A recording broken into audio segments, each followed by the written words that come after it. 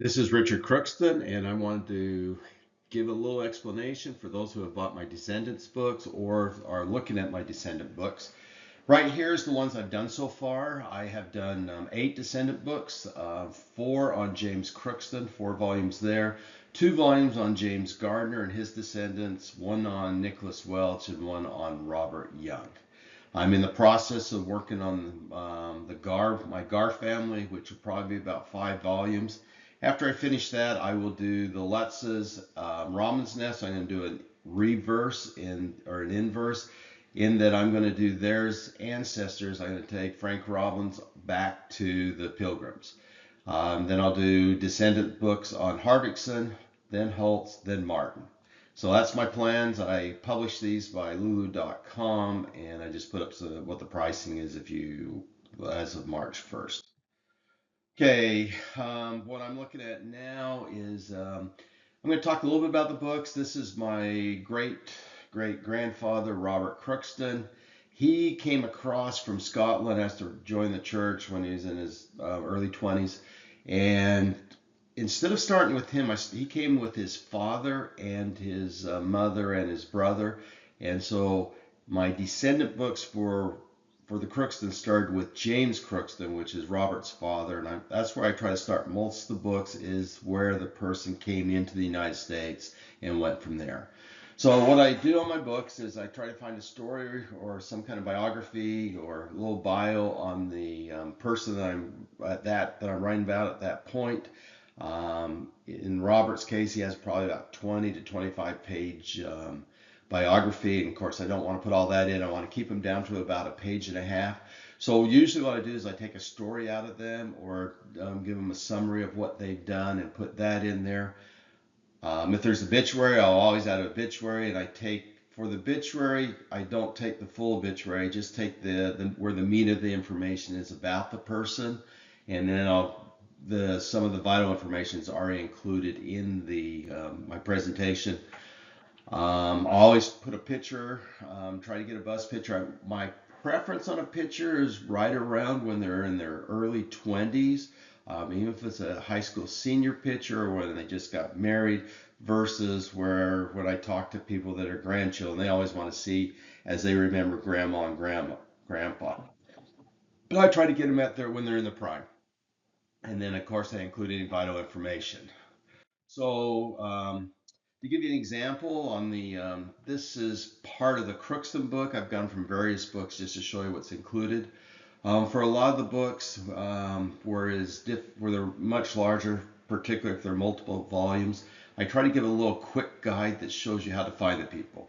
So the first person, like in James Crookston, he would be person number 1. His wife would not have a number because it's just direct descendants of his. Each one of his children will have a number in order of the kids, and then their spouses do not have numbers because they're not a descendant, but they married into the family, and the descendant with his spouse, their children are descendants, so they have numbers. So here's an example on this one. James Crookston basically had 3 children that came over to America, and so I'm looking at those. So George Crookston has several children. His first one's James, so by the time you get to James, he's number 10, and then you'll see his children in order. And then Thomas Crookston was just after James, so he's 11, and then it has his children in order. And this way you can look at all 3 families and how they're in the books. And so I do this usually for the first 4 generations. Just a quick way to look to see what number they are. The other way, there is an index where you can look up a name and go back to there. But this gives you a quick look at how the family is situated, or where a person is situated in the family. Now, the one on the right side, that one is just a helpful guide to show you what's included on a particular page, and then I just kind of number them and tell you what each thing is. I'm going to go through that right now. So first, what I'm going to do is I'm going to start with at the beginning of most all of them, I have some interesting stories to read.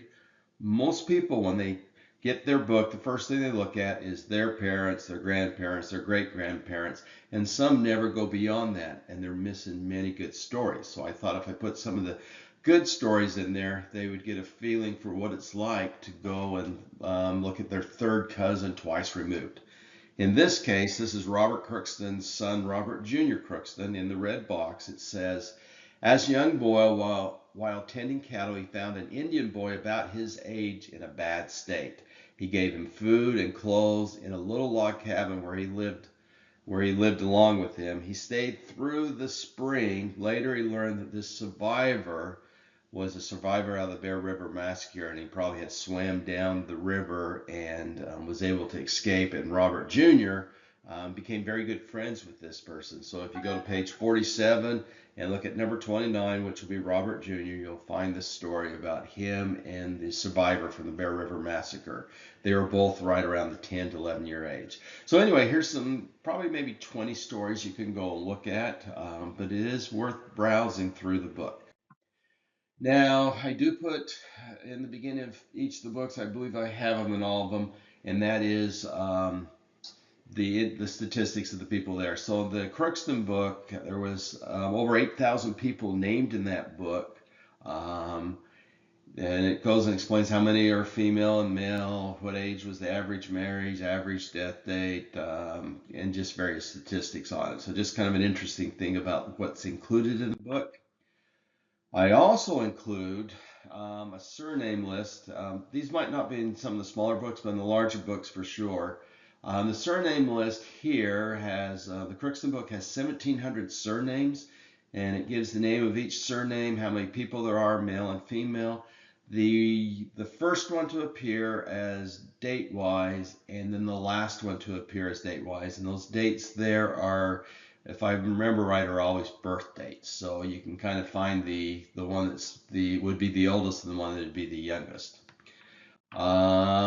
This is what the book starts out with. I use Roots Magic. I'm in Roots Magic 11. I use the narrative report and the book section to print these out. I'm working on the Gar one, so I thought I'd just print one of the children to show what it looks like. So if you look at this one, Sarah Gar, there's her picture, a typical picture I'm trying to get, like a bust. And there's footnotes 1 to 4 and various ones through there. Those are all part of endnotes that will tell you where I got the information for. So if you want to find out more about them, if you look at the italics in the middle of this, it says Sarah Anna, married at the age of 17, was number 3 of 3 wives in a plural marriage. Plural marriage among those in Utah is quite common, and so I included that because it kind of gives you an idea what the family dynamics were. So in this one, she's a wife, and so she's of 3 wives, and how old she was married.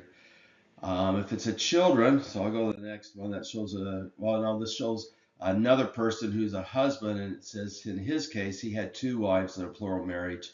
When I get to the children, I'll show you that one, and it shows how they fit into the family. So on this one, you will notice that Charles Oscar does not have a number before his. That means he married into the family. And when they marry into the family, since you do not know who the parents are, I add that in there.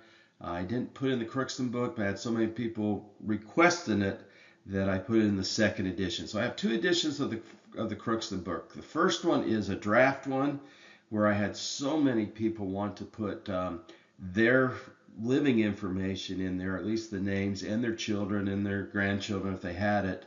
And so I put that in with the stipulation that I would only let people that are descendants of James Crookston buy the book.